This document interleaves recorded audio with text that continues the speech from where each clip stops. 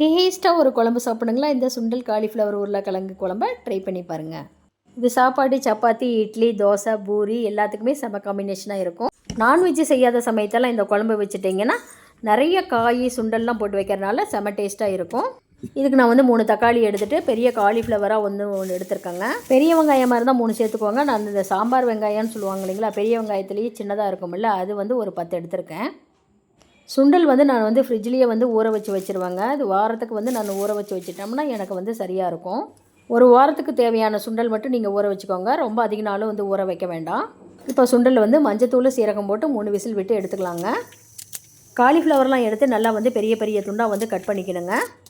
பெரிய வெங்காயம்லாம் நல்லா கட் பண்ணியாச்சுங்க. உருளைக்கிழங்கும் கட் பண்ணிவிட்டு தக்காளியை வந்து நல்லா பெரிய பெரிய பீஸாக வந்து கட் பண்ணிக்கலாங்க. தக்காளியை பெருசு பெருசாக கட் பண்ணால் தான் குழம்புல வந்து புளிப்பு சுவை வந்து ஏறாதுங்க. இப்போ தாளித்து விட்டுக்கலாம். கடாயில் எண்ணெய் காஞ்சதுக்கப்புறம் சீரகம் கொஞ்சம் போட்டுட்டு பெரிய வெங்காயம், கருவேப்பிலை, அது வணங்குறதுக்கு உப்பு போட்டுக்கலாங்க. வெங்காயம்லாம் நல்லா வணங்கினதுக்கப்புறம் இது இஞ்சி, பூண்டு, பட்டை, லவங்கம் பேஸ்ட்டு போடுறோம். மிளகாத்தூள் உங்கள் காரத்துக்கு ஏற்ப போட்டுக்கோங்க. சிக்கன் மசாலா 1 டீஸ்பூன், மல்லித்தூள் வந்து 3 டீஸ்பூன் வந்து போட்டு நல்லா வந்து எண்ணெயிலே வந்து கிளறி விட்டுட்டு தக்காளியை போட்டுக்கலாங்க.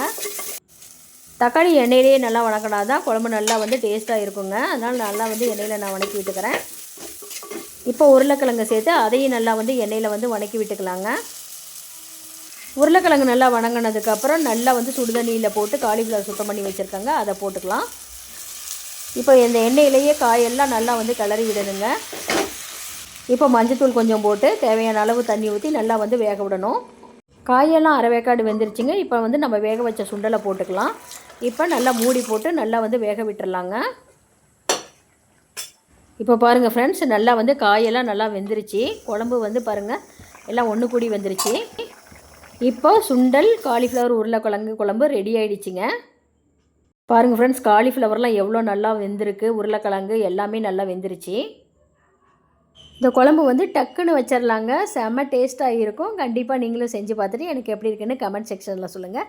எங்கள் சேனல் உங்களுக்கு பிடிச்சிருந்தால் லைக் பண்ணுங்கள், ஷேர் பண்ணுங்கள், சப்ஸ்கிரைப் பண்ணுங்கள். எனக்கு கொஞ்சம் மோட்டிவேஷனாக இருக்கும்.